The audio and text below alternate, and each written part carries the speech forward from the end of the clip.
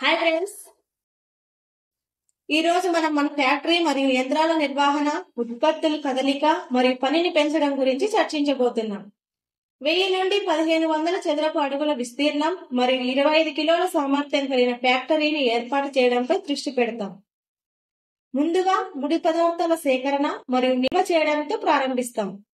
ముడి పదార్థాన్ని స్వీకరించడానికి ప్రవేశ ద్వారం దగ్గర ఏదైనా స్థలాన్ని ఎంచుకోండి.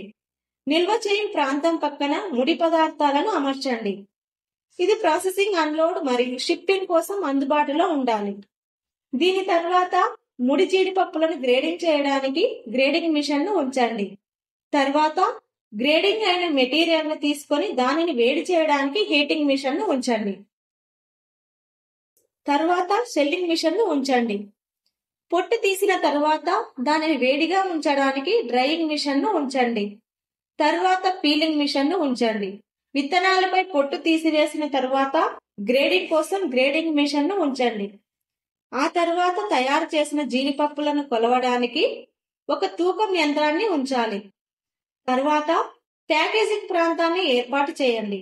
ప్యాకేజింగ్ బ్యాగ్ తూకం వేసి తుది ఉత్పత్తిని ఉంచే ముందు ఈ ప్రాంతాలను కార్మికులు తనిఖీ చేస్తారు.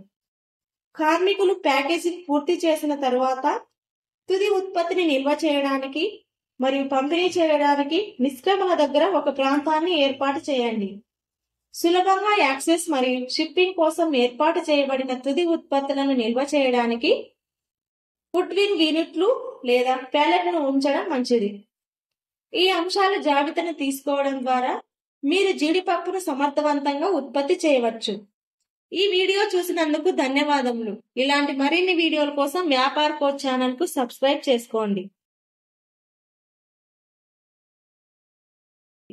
All the best.